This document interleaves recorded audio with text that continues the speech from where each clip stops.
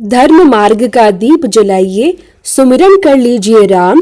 सफला एकादशी की कथा सुनिए, पाइए सुख और परम धाम। चेतना की ज्योत जगाइए, कर लीजिए हरि का ध्यान। पावन यह पुण्य कथा सुनिए, मिटेंगे सभी के अज्ञान। हरे कृष्णा, राधे राधे। आप सभी को सफला एकादशी व्रत की हार्दिक शुभकामनाएं। सफला एकादशी का व्रत भगवान श्री विष्णु की कृपा पाने का एक अत्यंत दिव्य और पावन अवसर है। इस व्रत को श्रद्धा और विश्वास के साथ करने से न केवल जीवन में सफलता प्राप्त होती है, बल्कि आत्मा भी शुद्ध और निर्मल होती है। आइए आज की इस पवित्र कथा को सुनकर भगवान की कृपा प्राप्त करें और अपने जीवन को सफल बनाएं।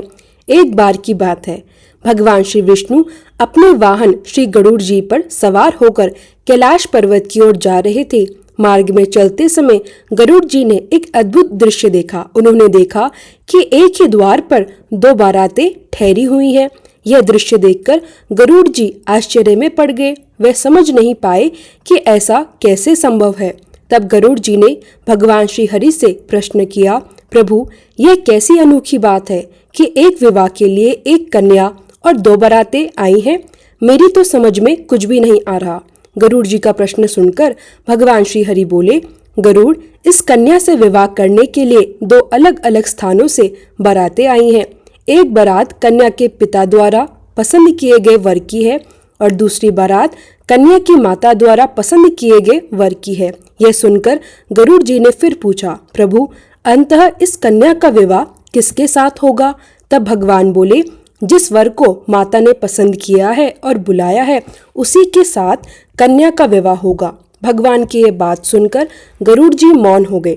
वे भगवान को कैलाश पर्वत तक पहुंचा आए, लेकिन मन में कौतूहल था। इसलिए गरुड़ जी पुनः उसी स्थान पर लौट आए जहां दोनों बारातें ठहरी हुई थी। गरुड़ जी ने मन में विचार किया, यदि मैं माता द्वारा पसंद किए गए वर को यहाँ से हटा दूं, तो क्या तभी यह विवाह संभव होगा? भगवान के विधान को देखने की इच्छा से गरुड़ जी ने तुरंत उस वर को उठाया और उसे समुद्र के बीच एक निर्जन टापू पर छोड़ दिया। परंतु कुछ ही क्षण बाद गरुड़ जी के मन में दूसरा विचार आया, मैं तो इस युवक को यहाँ छोड़ आया हूँ, लेकिन इस निर्जन टापू पर तो इसके खाने पीने की कोई व्यवस्था नहीं है। ऐसे में यह युवक भूख से मर भी सकता है और उधर बारात के लोग 5 भोग का आनंद ले रहे होंगे। गरुड़ जी को यह उचित नहीं लगा। उन्होंने सोचा, यदि विधाता का विधान देखना है तो मुझे भी थोड़ा परिश्रम करना चाहिए। इधर कन्या के घर पर स्थिति अलग थी। वर के गायब हो जाने से कन्या की माता अत्यंत दुखी थी, परंतु वह अपनी जिद पर अडिग थी। उन्होंने अपनी कन्या को एक बड़ी टोकरी में बिठा दिया और ऊपर से फल, फूल, मेवा और मिष्ठान सजा दिए। यह टोकरी वर पक्ष के लोगों के लिए भोजन सामग्री के रूप में तैयार की गई थी। माता ने अपनी पुत्री को उसी टोकरी में छुपाकर भेज दिया। उनकी मंशा केवल यही थी कि वर पक्ष के लोग कन्या को अपने साथ ले जाएं और वर को खोजकर दोनों का विवाह करा दे। इस बात की जानकारी उन्होंने होने वाले समधी को तो दे दी, परंतु किसी और को कुछ भी नहीं बताया, क्योंकि वह नहीं चाहती थी कि उनकी पुत्री का विवाह पिता द्वारा चुने गए वर से हो। संयोग देखिए, आंगन में रखी उस टोकरी को गरुड़ जी ने देखा और उठाकर उड़ चले। वह उसी टोकरी को उसी निर्जन टापू पर ले गए जहां पर वह वर पहले से ही मौजूद था। भूख से व्याकुल वर ने जैसे ही टोकरी खोली तो खाने पीने की अनेक वस्तुएं देखकर वह अत्यंत प्रसन्न हो उठा। पर जैसे ही उसने टोकरी से फल मिष्ठान निकालना शुरू किया, उसने देखा कि उसमें 16 श्रृंगार किए वही कन्या बैठी हुई है जिससे उसका विवाह होना था। यह दृश्य देखकर गरुड़ जी अत्यंत आश्चर्यचकित हो गए। तब उन्हें यह भली भांति समझ में आ गया, हरि इच्छा बलवान, राम कीन चाहे सोई होई, अन्यथा अस नहीं कोई। शुभ मुहूर्त देखकर गरुड़ जी ने स्वयं पुरोहित का कार्य किया। वेद मंत्रों के उच्चारण के साथ विधि विधान से विवाह संपन्न कराया और वर वधू को आशीर्वाद देकर उन्हें उनके घर पहुंचा दिया। इसके बाद गरुड़ जी ने भगवान के पास जाकर पूरा वृत्तांत सुनाया और हंसते हुए बोले, प्रभु, आपने तो बड़ी सुंदर लीला रची, पूरा विवाह कार्य मुझसे ही करवा लिया। भगवान श्रीहरि मंद मंद मुस्कुराते रहे। प्रेम से बोलिए, बाके बिहारी लाल की जय। मोक्षदा एकादशी की कथा सुनकर धर्मराज युधिष्ठिर अत्यंत प्रसन्न हो गए।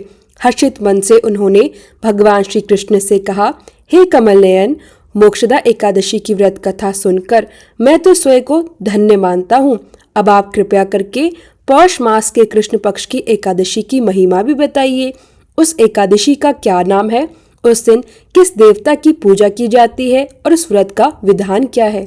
हे प्रभु, मुझ पर कृपा करके यह सब विस्तार पूर्वक बताइए। धर्मराज युधिष्ठिर की जिज्ञासा सुनकर भगवान श्री कृष्ण बोले, हे कुंती पुत्र, तुम्हारे प्रेम और भक्ति के कारण मैं तुम्हारे प्रश्नों का उत्तर विस्तार सहित देता हूँ। अब तुम ध्यान पूर्वक इस एकादशी व्रत का महात्म्य सुनो।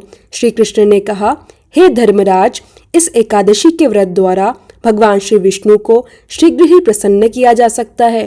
पौष मास के कृष्ण पक्ष की एकादशी को सफला एकादशी के नाम से जाना जाता है। इस एकादशी के आराध्य देव भगवान श्री नारायण हैं। इस दिन श्रीमन नारायण जी की विधि विधान के अनुसार पूर्ण श्रद्धा और भक्ति के साथ पूजा करनी चाहिए। हे पांडुनंदन, इसे सत्य जानो, जिस प्रकार नागों में शेषनाग, पक्षियों में गरुड़, ग्रहों में सूर्य और चंद्र, यज्ञों में अश्वमेघ और देवताओं में भगवान विष्णु श्रेष्ठ है, उसी प्रकार सभी व्रतों में एकादशी व्रत श्रेष्ठ है। भगवान श्री कृष्ण आगे बोले, हे धर्मराज, एकादशी का व्रत करने वाला व्यक्ति भगवान श्री हरि को अत्यंत प्रिय होता है। सफला एकादशी के दिन नींबू, नारियल, नैग्व आदि भगवान श्री नारायण को अर्पित करके उनका विधि पूर्वक पूजन करना चाहिए। जो मनुष्य श्रद्धा, विश्वास और भक्ति भाव से इस एकादशी का व्रत करता है, वह अवश्य ही भगवान विष्णु की कृपा प्राप्त करता है। श्री कृष्ण ने कहा, हे धर्मराज, मनुष्य को 5 सहस्त्र वर्षों की कठोर तपस्या करने से जो पुण्य फल प्राप्त होता है, वही पुण्य श्रद्धा पूर्वक रात्रि जागरण सहित सफला एकादशी का उपवास करने से प्राप्त हो जाता है। यह व्रत मनुष्य के जीवन के सभी विघ्नों को नष्ट करता है, पापों का नाश करता है और अंत में मोक्ष की प्राप्ति कराता है। जो भी भक्त सच्चे मन से सफला एकादशी का व्रत करता है, उसका जीवन सफल, पवित्र और मंगलमय बनता है। भगवान श्री हरि उसके सभी कष्टों को हर लेते हैं और अपने चरणों में स्थान प्रदान करते हैं। इस पावन कथा को सुनने और पढ़ने मात्र से मनुष्य के सभी पाप नष्ट होते हैं और जीवन में सुख, शांति और समृद्धि आती है। हरे कृष्णा। प्रेम से बोलिए श्री हरि विष्णु भगवान की जय। हे युधिष्ठिर महाराज, अब तुम सफला एकादशी की पावन कथा भी ध्यान पूर्वक सुनो। प्राचीन समय की बात है। चंपावती नगरी में महिष्मान नामक एक प्रतापी राजा राज्य करता था। उसके 4 पुत्र थे। राजा का सबसे बड़ा पुत्र का नाम था लपक, जो अत्यंत पापी और दुष्ट स्वभाव का था। वह सदैव पर स्त्री गमन, वैश्याओं के यहाँ जाकर अपने पिता का धन उड़ाना, देवताओं, ब्राह्मणों, वैष्णवों और सुपात्रों की निंदा करके वह अत्यंत प्रसन्न होता था।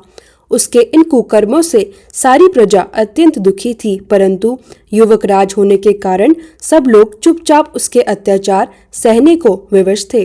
किसी ने भी इतना साहस नहीं था कि राजा से उसकी शिकायत कर सके, परंतु कहते हैं ना, बुराई अधिक समय तक छिपी नहीं रहती। एक दिन राजा महिष्मान को लपक के कुकर्मों का पता चल ही गया। जब राजा को सारा सत्य ज्ञात हुआ तो वे अत्यंत क्रोधित हो उठे। क्रोध में आकर उन्होंने लपक को राज्य से निकाल दिया।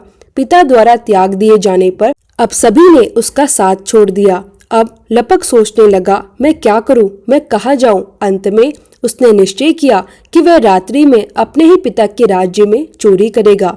दिन में वह राज्य से बाहर रहता और रात होते ही नगर में आकर चोरी तथा अन्य बुरे कर्म करता। कई बार तो वह नगर वासियों को मारता और उन्हें अत्यंत कष्ट देता। वन में वह निर्दोष पशु पक्षियों को मारकर उनका मांस खाया करता था। कभी कभी जब वह चोरी करते हुए पकड़ा भी जाता तो राजा के डर से पहरेदार उसे छोड़ देते थे। कहते हैं कि कभी कभी अनजाने में भी मनुष्य ईश्वर की कृपा का पात्र बन जाता है। ऐसे ही कुछ लपक के साथ भी हुआ। जिस वन में लपक रहने लगा था, वह वन भगवान को अत्यंत प्रिय था। उस वन में एक अत्यंत प्राचीन पीपल का वृक्ष था। लोग उस वन को देवताओं का क्रीड़ा स्थल मानते थे। लपक उसी पीपल वृक्ष के नीचे रहने लगा।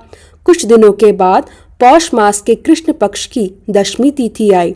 उस दिन वस्त्रहीन होने के कारण लपक तेज ठंड से मूर्छित हो गया। ठंड के कारण वह सारी रात सो नहीं सका। उसके हाथ पांव अकड़ गए। बड़ी कठिनाइयों से वह रात बीती, परंतु सूर्य उदय होने पर भी उसकी मूर्छा नहीं टूटी। सफला एकादशी की दोपहर तक वह पापी मूर्छित ही पड़ा रहा। जब सूर्य के ताप से उसे थोड़ी गर्मी मिली तो दोपहर में उसे कुछ होश आया। वह उठकर किसी प्रकार लड़खड़ाते हुए वन में भोजन की खोज में भटकने लगा। उस दिन वह शिकार करने में असमर्थ था, इसलिए भूमि पर गिरे हुए फल उठाकर पीपल वृक्ष के नीचे ले आया। तब तक सूर्य अस्तांचल को प्रस्थान कर चुका था, अर्थात सूर्यास्त हो चुका था। भूखा होने पर भी वह उन फलों को खा न सका, क्योंकि जहां वह प्रतिदिन मांस खाया करता था, आज उसे खाने के लिए केवल फल ही मिले थे। फल उसे अच्छे नहीं लगे, इसलिए उसने वह फल पीपल की जड़ के पास रख दिए और अत्यंत दुखी होकर बोला, हे ईश्वर, यह फल आपको ही अर्पित है, इन फलों से आप ही तृप्त होइए। ऐसा कहकर वह रोने लगा। उस रात उसे नींद नहीं आई, वह पूरी रात रोता रहा। इस प्रकार उस पापी ने अनजाने में ही एकादशी का उपवास हो गया और रात्रि जागरण भी हो गया।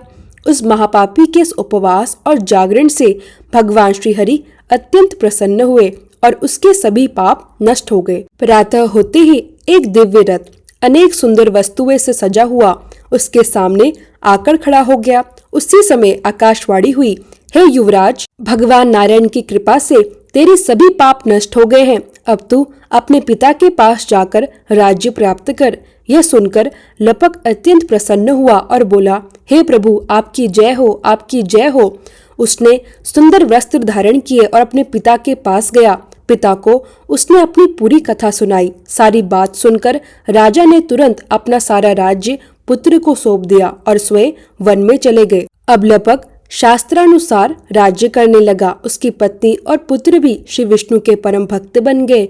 वृद्धावस्था आने पर उसने राज्य अपने पुत्र को सौंप दिया और स्वयं भगवान का भजन करने वन में चला गया। अंत में वह परम पद को प्राप्त हुआ। भगवान श्री कृष्ण कथा समाप्त करते हुए धर्मराज युधिष्ठिर से कहते हैं, हे धर्मराज, जो मनुष्य श्रद्धा और भक्ति से सफला एकादशी का व्रत करता है, उसके सभी पाप नष्ट होते हैं और अंत में उसे मुक्ति प्राप्त होती है। जो मनुष्य इस एकादशी के महात्मा को नहीं समझता, उसे पूंछ और सींग रहित पशु के समान समझना चाहिए। इस कथा को पढ़ने या सुनने से राजसूय यज्ञ के समान फल प्राप्त होता है। कथा का सार यही है कि भगवान अत्यंत कृपालु है। यदि कोई मनुष्य अज्ञानवश भी प्रभु का स्मरण कर ले तो भी उसे पूर्ण फल प्राप्त होता है। यदि मनुष्य निश्चल भाव से अपने पापों की क्षमा मांग ले तो भगवान उसके बड़े से बड़े पाप भी क्षमा कर देते हैं। लपक जैसा महापापी भी भगवान श्री हरि की कृपा से वैकुंठ का अधिकारी बना। सफला एकादशी व्रत कथा यही समाप्त होती है। अब सुनिए 11 माता की पावन कथा। एक समय की बात है, देव ऋषि नारद जी वैकुंठ लोक गए। वहां पहुंचकर उन्होंने भगवान श्री नारायण को सादर प्रणाम किया। प्रणाम करने के बाद देव ऋषि नारद जी ने श्री नारायण जी से विनम्र स्वर में कहा, प्रभु, पृथ्वी पर अब आपका प्रभाव कम होता दिखाई दे रहा है।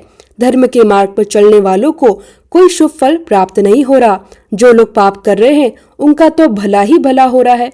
नारद जी की यह बात सुनकर भगवान श्री नारायण मुस्कुराए और बोले, देव ऋषि, ऐसा नहीं है। जो कुछ भी हो रहा है वह सब नियति के अनुसार हो रहा है। यह सुनकर देव ऋषि नारद जी बोले, प्रभु, मैं स्वयं देखकर आ रहा हूँ। पाप करने वालों को तो अच्छे फल मिल रहे हैं और भला करने वाले, धर्म के मार्ग पर चलने वाले लोग बहुत बुरे फल भोग रहे हैं। वह महान दुख सहन कर रहे हैं। तब भगवान श्री नारायण ने कहा, अच्छा देव ऋषि, कोई ऐसी घटना बताइए जिससे आपको ऐसा अनुभव हुआ हो। नारद जी बोले, प्रभु, मैं अभी अभी एक जंगल से होकर आया हूँ। वहाँ मैंने देखा कि एक गाय दलदल में फंसी हुई थी। वह बहुत कष्ट में थी, पर उसे बचाने वाला वहाँ कोई नहीं था। नारद जी आगे बोले, थोड़ी ही देर में एक चोर उधर से गुजरा। उसने उस गाय को दलदल में फंसा हुआ देखा, लेकिन वह रुका ही नहीं, बल्कि उस गाय के ऊपर पैर रखकर वह दलदल को लांघते हुए आगे निकल गया। आगे जाकर उसी चोर को सोने की मोहरों से भरी हुई एक थैली मिल गई। थोड़ी देर के बाद उसी रास्ते में एक वृद्ध साधु महाराज वहां पहुंचे। उन्होंने उस गाय को दलदल से निकालने की पूरी कोशिश की। नारद जी बोले, साधु महाराज ने पूरी ताकत लगा दी और अंत में उस गाय को दलदल से बाहर निकाल ही दिया। लेकिन प्रभु, मैंने देखा कि गाय को बचाने के बाद जब वह साधु महाराज आगे बढ़े तो वह स्वयं एक गड्ढे में गिर गए और उन्हें चोट भी लग गई। अब आप ही बताइए प्रभु, यह कैसा न्याय है? जिसने गाय की मदद की उसे दुख मिला, और जो गाय के ऊपर पैर रखकर आगे बढ़ गया उसे सोने की मोहरों से भरी एक थैली मिल गई। नारद जी की बात सुनकर भगवान श्री नारायण गंभीर होकर बोले, देवऋषि, इसमें अन्याय नहीं हुआ है। जो चोर गाय के ऊपर पैर रखकर भागा था उसकी किस्मत में तो खजाना लिखा हुआ था, लेकिन उसके इस पाप कर्म के कारण उसे केवल कुछ ही मोहरें प्राप्त हुई, और वे साधु महाराज, उनके भाग्य में तो मृत्यु लिखी हुई थी, लेकिन गाय को बचाने के पुण्य से उनके पुण्य बढ़ गए और उनकी मृत्यु एक छोटी सी चोट में बदल गई। भगवान श्री नारायण ने आगे कहा, देवऋषि, इंसान के कर्मों से ही उसका भाग्य तय होता है, इसलिए अच्छे कर्म करना कभी भी किसी भी परिस्थिति में छोड़ना नहीं चाहिए। यह सुनकर देवऋषि नारद जी अत्यंत प्रसन्न हो गए। वे लक्ष्मी नारायण भगवान की जय जयकार करते हुए वैकुंठ लोक से विदा हो गए। तो प्रेम से बोलिए, लक्ष्मी नारायण भगवान की जय। अब आप सभी बहुत ही प्रेम और श्रद्धा के साथ एकादशी माता की यह पावन कथा सुनिए। एक बार की बात है, एक बूढ़ी माँ थी। वह वृद्धा अवस्था में भी एकादशी का व्रत किया करती थी। वैसे तो वह अपने पूरे जीवन काल में एकादशी माता का व्रत करती आ रही थी, लेकिन जब वह वृद्धा अवस्था को प्राप्त हुई तब भी उसने इस व्रत को उतने ही निष्ठा, श्रद्धा और उतने ही नियमों के साथ निभाया। वृद्धावस्था में वैसे ही शरीर में बहुत सी बाधाएं आ जाती है। हालांकि बूढ़ी माँ को भगवान की कृपा से जीवन में सभी सुख सुविधाएं प्राप्त थी, लेकिन फिर भी वह अपने घर परिवार की सुख समृद्धि की कामना से इस कठिन व्रत को करती रही। अधिकतर वह एकादशी का व्रत निर्जला रखती, अर्थात बिना जल ग्रहण किए ही रखती थी। जब एकादशी का दिन आया तो इस बार भी उन्होंने निर्जला व्रत रखा। दिन भर उन्हें बहुत तेज प्यास लगती रही, लेकिन उन्होंने अपने मन को संयम में रखा और श्रद्धा के साथ पूजा पाठ किया और एकादशी माता की कथा सुनी। पूजा के बाद उन्होंने पंडित जी को मिट्टी के पात्र में भरकर पानी दान किया, ऋतुफल दान में दिए और दोना भरकर शक्कर भी बांटी। गर्मी बहुत अधिक थी, इस कारण उन्हें अत्यधिक बेचैनी होने लगी। वह काफी देर तक पानी में हाथ पैर डालकर बैठी रही, बार बार पानी से कुल्ला करती रही। तब कहीं जाकर उन्हें थोड़ी देर के लिए आराम मिला और मन को चैन पड़ा, लेकिन थोड़ी ही देर बाद उनका मुंह फिर से सूखने लगा। ऊपर से तेज धूप और नीचे वृद्धा अवस्था की कमजोरी, इन सब के कारण बूढ़ी माँ अत्यंत व्याकुल हो उठी। एक तो बुढ़ापा, ऊपर से भयंकर गर्मी, वृद्धावस्था की स्थिति में सच में बहुत कठिन होती है। फिर भी किसी तरह उन्होंने अपने मन को रोके रखा और जैसे तैसे वह दिन कट गया। लेकिन अब उनके सामने पहाड़ सी रात खड़ी थी, जिसका काटना बहुत कठिन दिखाई दे रहा था।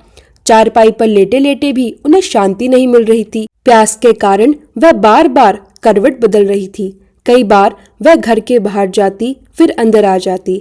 न उन्हें घर के बाहर शांति मिल रही थी और न ही घर के अंदर। चारपाई पर लेटी लेटी वह बार बार एकादशी माता का ध्यान करती रही और कहती रही, हे माता, आप मेरी लाज रखिए, मुझे इतनी शक्ति दीजिए कि मैं भली भांति आपका यह व्रत पूर्ण कर सकूं और यह पहाड़ सी रात शांति से बीत जाए। लेकिन प्यास के कारण उनकी बेचैनी बढ़ती ही जा रही थी। उन्होंने बहुत धैर्य रखने का प्रयास किया, परंतु सहनशीलता की सीमा टूट गई। अचानक वह घबरा उठी और प्यास के मारे जोर जोर से चिल्लाने लगी, बचाओ बचाओ, मेरे प्राण निकल रहे हैं। उनकी चीख पुकार सुनकर घर के सभी लोग उनके पास इकट्ठा हो गए। सबने घबराकर पूछा, अम्मा जी, क्या हुआ? आप क्यों चिल्ला रही हैं? इस बुढ़ापे में आप इतना कठिन व्रत क्यों कर रही हैं? शक्ति हो तभी भक्ति होती है। जब आप निर्जला व्रत रखने में असमर्थ है तो जल का त्याग क्यों कर रही हैं? आप थोड़ा पानी पी लीजिए। तब बूढ़ी माँ अपने परिवारजनों से बोली, अरे बेटा, मेरे तो प्राण ही निकले जा रहे हैं, कोई मेरी छाती पर ठंडे पानी का घड़ा रख दो। तभी नातिन ने जाकर दादी की छाती पर ठंडे पानी का एक घड़ा रख दिया। तब कहीं जाकर उन्हें थोड़ी राहत मिली। उन्होंने कुछ देर के लिए अपनी आंखें बंद कर ली। इधर एकादशी माता यह सब देख रही थी। माता ने मन ही मन सोचा, यह तो बूढ़ी अम्मा है और बड़े नियम धर्म से मेरा व्रत करती है, चलो इसकी परीक्षा ली जाए। इतना सोचकर एकादशी माता आधी रात को मुर्गा बनकर उनके घर के द्वार पर टेर लगाने लगी। मुर्गे की आवाज सुनकर बूढ़ी माँ तुरंत उठ बैठी। उन्होंने सोचा शायद सवेरा हो गया है, लेकिन जब बाहर निकलकर देखा तो आकाश में कहीं भी प्रातःकालीन तारा दिखाई नहीं दिया। वह सोचने लगी, यह मुर्गा इस समय क्यों और कैसे बोल रहा है। उन्हें प्यास तो बहुत लग रही थी, मन भी थोड़ा विचलित होने लगा था, लेकिन अंततः उन्होंने दृढ़ निश्चय किया, अब तो मैं व्रत पूरा करके ही पानी पीऊंगी, भले ही मेरे प्राण क्यों न निकल जाएं। यह सोचकर वह फिर से चारपाई पर निढाल होकर लेट गई। थोड़ी देर बाद एकादशी माता ने फिर उनकी परीक्षा लेने की सोची। इस बार वह एक छोटी सी बालिका का रूप धारण कर एक गिलास में शरबत लेकर उनके सिरहाने आकर खड़ी हो गई। वह जोर से बोली, दादी जी सवेरा हो गया है, आप हाथ मुंह धो लीजिए और यह शरबत पी लीजिए। शरबत का गिलास देखकर बूढ़ी माँ का मन एक पल के लिए ललचा गया, लेकिन तभी उन्हें याद आ गया, मैंने तो निर्जला एकादशी का व्रत रखा है। उन्होंने मन ही मन कहा, मैं किसी भी हाल में अभी शरबत नहीं पी सकती। यह सोचकर वह शांति से अपनी चारपाई पर फिर लेट गई। जब प्यास बहुत अधिक लगती है तो चारों ओर केवल पानी ही पानी दिखाई देता है, यहाँ तक कि सपनों में भी पानी ही दिखाई देने लगता है। पानी पीने की तड़प इतनी बढ़ गई कि थोड़ी ही देर में बूढ़ी माँ को ऐसा अनुभव हुआ मानो किसी ने उन्हें पानी के कुएं में पटक दिया हो। वह बहुत देर तक कुएं के पानी में हाथ पैर चलाती रही, लेकिन फिर भी उनके मुंह में पानी की एक बूंद तक नहीं गई। वह पूरी दृढ़ता के साथ एकादशी व्रत का पालन करती रही। थोड़ी देर बाद न जाने कहां से उन्हें सामने आग जलती हुई दिखाई देने लगी। उन्हें भयंकर गर्मी लगने लगी। प्यास से उनका गला सूख गया, प्राण निकलने जैसे हो गए, लेकिन बूढ़ी माँ का कोई कुछ भी नहीं बिगाड़ सका। वह जहां की तहां मुस्कुराती हुई सी बैठी रही। कुछ समय बाद बाहर हल्का हल्का उजाला होने लगा। ऐसा प्रतीत हुआ मानो सवेरा होने वाला हो। जब बूढ़ी माँ ने बाहर जाकर देखा तो समझ गई कि अब सवेरा होने में बस थोड़ी ही देर बाकी है। यह जानकर वह बहुत शांति से इधर उधर घूमने लगी। अब एकादशी माता भली भांति समझ गई कि यह बूढ़ी माँ किसी भी प्रकार अपने व्रत से विचलित नहीं हो सकती और बीच में व्रत तोड़ने वाली नहीं है। माता ने उनके सत्य व्रत की महिमा को पहचान लिया। सवेरा होते ही बुढ़िया माँ ने स्नान किया, भगवान की पूजा पाठ की, एकादशी माता की कथा सुनी, फिर उन्होंने ब्राह्मणों को दक्षिणा देकर भोजन कराया। उसके बाद ही उन्होंने जल ग्रहण किया। कन्याओं को भोजन कराने के बाद माता ने स्वयं भोजन किया। उस श्रेष्ठ व्रत के प्रभाव से बूढ़ी माँ की आयु बढ़ गई। उनका घर परिवार हरा भरा हो गया। घर में किसी भी प्रकार का कोई अभाव नहीं रहा। वह हर तरह के सुख साधनों से संपन्न हो गई। नाती नातिनों से उसका घर भर गया। उसी दिन से उन्होंने 12 महीनों की एकादशी उसी प्रकार निर्जला रखने का संकल्प ले लिया। एकादशी व्रत के पुण्य प्रताप से उन्होंने जीवन में हर प्रकार के सुख भोगे और अंत में वैकुंठ धाम को चले गई। हे एकादशी माता, जैसे आपने उस बूढ़ी माँ और उनके परिवार को सुख समृद्धि प्रदान की, जैसे आपने उन्हें अंत में मोक्ष प्रदान किया, वैसे इस कथा को सुनने वाले सभी भक्तों को सुख सुविधाएं प्रदान करना, उनकी मनोकामनाएं पूर्ण करना और जो भक्त मोक्ष की इच्छा रखते हैं उन्हें मोक्ष भी प्रदान करना। प्रेम से बोलिए एकादशी माता की जय। श्री हरि विष्णु भगवान की जय। लक्ष्मी नारायण भगवान की जय।